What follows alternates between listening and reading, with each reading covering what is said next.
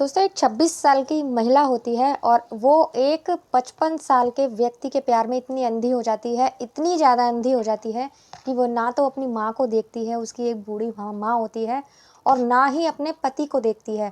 अपने पति को तो कहीं गायब ही कर देती है, कहीं कमाने के लिए भेज देती है, और फिर उसके पति का क्या होता है ये आपको वीडियो में पता चलेगा। इस कहानी से आपको बहुत सीख मिलेगी कि मतलब रिश्तों में कितना सतर्क रहने की ज़रूरत है, ये सीख आपको मिलेगी। तो प्लीज़ आप लोग वीडियो ज़रूर देखिएगा, और अगर वीडियो अच्छी लगे तो वीडियो लाइक भी कर दीजिएगा और चैनल को सब्सक्राइब कर लीजिएगा अगर आपको ऐसी ही वीडियो और सुननी है तो, क्योंकि मैं रोज़ एक नई वीडियो अपने चैनल पर लाती रहती हूँ। और कमेंट ज़रूर करना आप लोग, अगर कमेंट करके ये बताओगे कि आप कहाँ से मेरी वीडियो देख रहे हो तो मैं अगली वीडियो में आपका नाम लेके आपको थैंक्स ज़रूर करूँगी। तो चलिए वीडियो शुरू करते हैं। दोस्तों ये जो कहानी है ये छत्तीसगढ़ के दरियाबंद की है। वहाँ एक मतलब महिला थी जो कि बुजुर्ग थी, बुजुर्ग के साथ उनकी बेटी थी जो रहा करती थी, उनकी 21-22 साल की बेटी थी, वो उनके साथ रहा करती थी। और उनके कोई और नहीं था, ना ही उनका कोई रिश्तेदारी से ज़्यादा कोई मतलब रखती थी वो, तो इसीलिए अपनी बेटी के साथ ही रहा करती थी। अब वो जब अपनी बेटी के लिए लड़का ढूंढती हैं तो वो ऐसे लड़के की तलाश करती हैं कि मतलब उनका जो दामाद हो वो घर जमाई बन के रहे, उनका बेटा भी उनको मिल जाए और दामाद भी मिल जाए। वो ऐसी लड़की की तलाश करती हैं तो ज़्यादा दूर नहीं, उनको थोड़ी ही दूर पे एक ऐसा लड़का मिल भी जाता है जो कि उनके पास रहने के लिए तैयार हो जाता है, क्योंकि वो वहीं काम करता था और वहीं रहने के लिए तैयार हो जाता है। और उसे भी ये लगता है कि मुझे भी माँ मिल जाएगी।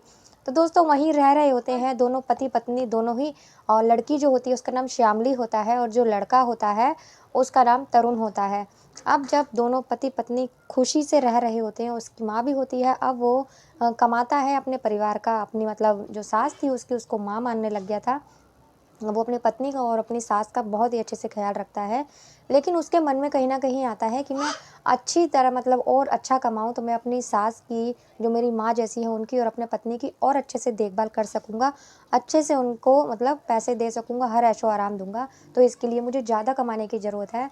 तो वो पास के ही शहर में चला जाता है, वहाँ नौकरी करने लगता है। वहाँ नौकरी करने के बाद में अब घर में उसकी पत्नी होती है जो कि 23 साल की होती है, जिसका नाम श्यामली होता है। अब वो वहाँ रह रही होती है, उसकी माँ भी रह रही होती है। जो उसकी माँ तो बूढ़ी थी तो कहीं आती-जाती नहीं थी, कोई सामान वगैरह लाना होता था तो श्यामली ही लाया करती थी। वहीं पास में ही एक किराने की दुकान होती है जिसमें 50 साल का व्यक्ति होता है, रमेश नाम का, वो बैठा होता था उस दुकान पे, जो कि दुकानदार था। अब वो वहाँ जाती थी, कुछ पैसे तो श्यामली देकर आ जाती थी और कुछ पैसे उधार करे आती थी। जो भी उसे सामान लाना होता था वो सामान ले आया करती थी और सारे अपने हिसाब में किताब में लिखवा लिया करती थी कॉपी में। ऐसा करते-करते दोस्तों उसका जो उधार होता है वो थोड़ा-सा ज़्यादा हो जाता है।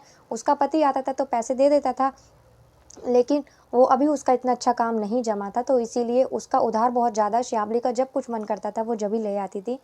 तो ऐसे करते-करते जब उधार ज़्यादा हो जाता है तो जो दुकानदार होता है वो, श्यामली जब उसके पास जाती है सामान लेने के लिए, तो वो दुकानदार बोलता है कि अब तुम्हें मैं कुछ नहीं दूँगा, पहले तुम जो भी उधार है वो सारा चुकाओ।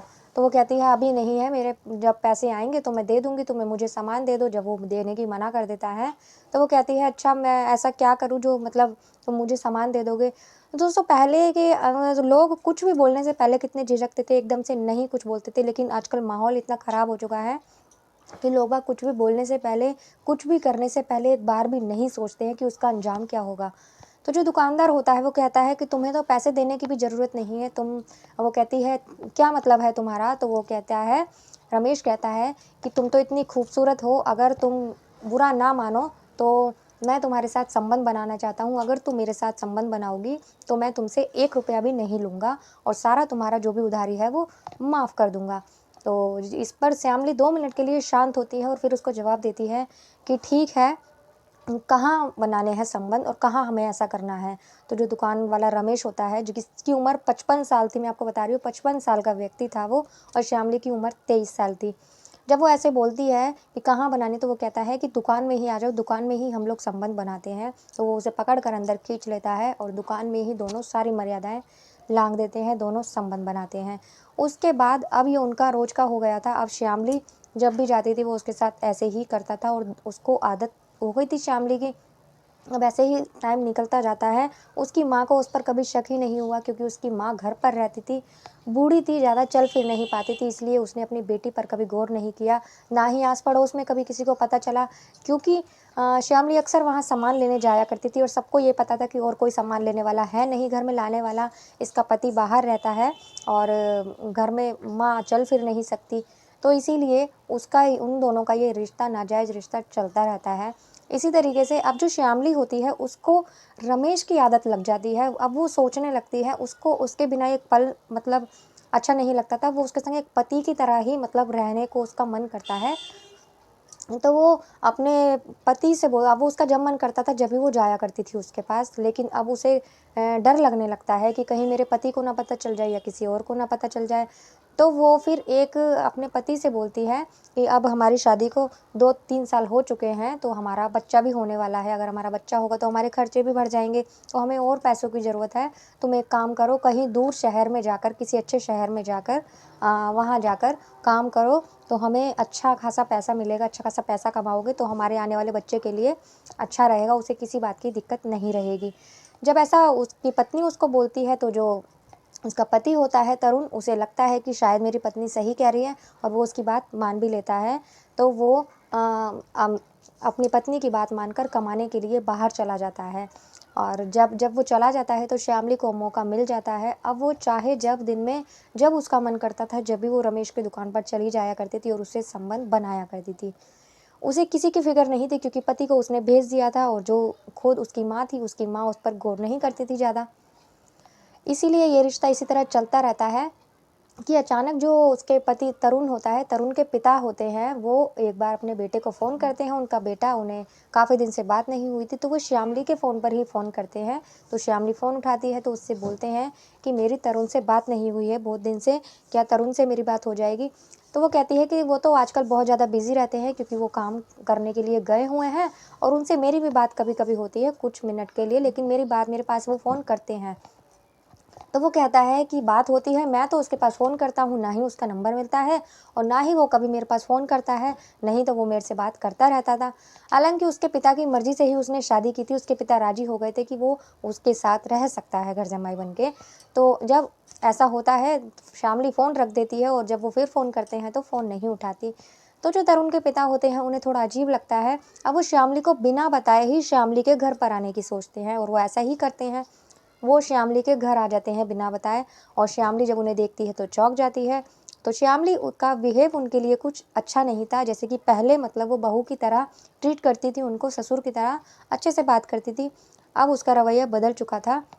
उससे बात करने के बाद में जब वो सही से बात नहीं करती है, वो सीधा पुलिस स्टेशन जाते हैं और पुलिस स्टेशन जाकर सारी बात बता देते हैं कि ऐसे-ऐसे मेरे बेटे की मेरे से बात नहीं हुई है और उसकी शादी हुई थी, वो घर जमाई बनकर यहाँ रहता था।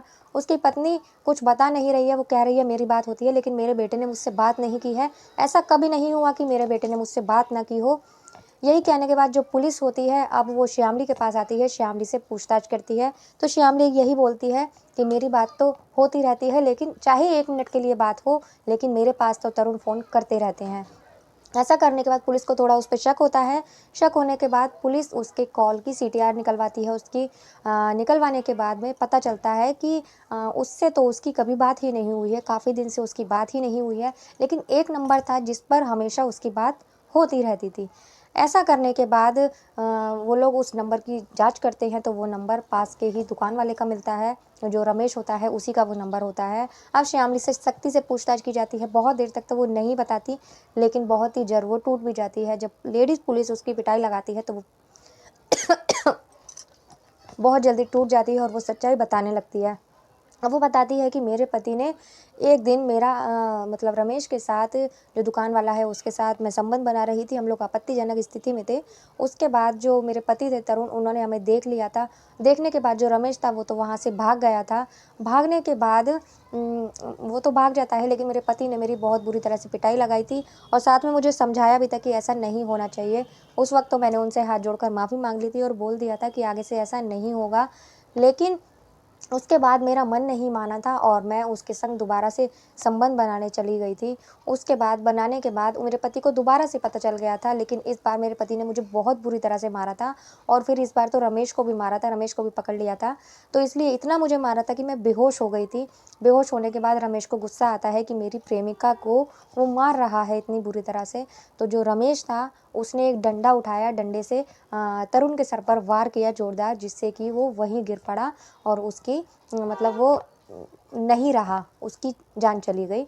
इस पर जब श्यामली को होश आता है तो वो देखती है कि मतलब रमेश ने तरुण को मार दिया है। उसके बाद वो अपने प्रेमी का ही साथ देती है, उसका रमेश का ही साथ देती है और वो किसी को कुछ नहीं बताती। दोनों जाके उसकी तरुण को ठिकाने लगाते हैं। ठिकाने लगाने के बाद में फिर घर आ जाते हैं, लेकिन उनको लगता है कि वो मतलब किसी को पता ना चल जाए, तो वो वहाँ से उसको निकालने के बाद दोबारा गड्ढा खोदकर उसकी लाश को गाड़ते हैं। गाड़ने के बाद कुछ दिन बाद उनको दोबारा शक होता है, 2-4 दिन बाद, कि अब कुछ हो सकता है। फिर से वो उसे निकाल कर तीसरी जगह उसे अलग मतलब कहीं टुकड़ों में उसको करके और कहीं फेंक आते हैं। उसके बाद ये सब बातें उसको बताती है। बताने के बाद में पुलिस उनको अरेस्ट करती है, उसको रमेश को भी अरेस्ट करती है और उसका गुनाह मतलब गुनाह के लिए दोनों को जेल में डाल देती है। तो दोस्तों, आजकल अवैध संबंधों के चलते कितने ही केस हो रहे हैं, कितने ही क्राइम हो रहे हैं। सबसे पहले तो लोग किसी को भी धोखा देते में ज़रा भी हिचकिचाते नहीं हैं और मेरा कहानी सुनाने का उद्देश्य यही है कि आप लोग इस कहानी से सतर्क हो जाएँ। आपको सीख मिले कि कभी भी किसी पर भरोसा नहीं करना चाहिए और अपने रिश्तों में ख़ासकर ईमानदारी रखनी चाहिए, क्योंकि धोखा वो चीज़ है जो कभी भी नहीं करना चाहिए किसी के साथ। उसका परिणाम बहुत ही ज़्यादा भयंकर होता है, जैसा कि श्यामली के साथ हुआ। बहुत ज़्यादा आज़ादी चाहती थी वो और उसको ज़िंदगी भर के लिए जेल में रहना पड़ा। तो दोस्तों, कहानी सुनाने का उद्देश्य किसी को परेशान करना नहीं है, आप लोगों को जागरूक करना है। तो अगर आप लोग ऐसी ही वीडियो और भी देखना चाहते हैं तो मेरे चैनल को प्लीज़ सब्सक्राइब कर लीजिए और वीडियो अच्छी लगे तो वीडियो को भी लाइक कर दीजिएगा और कमेंट कर ज़रूर बताइएगा कैसी लगी।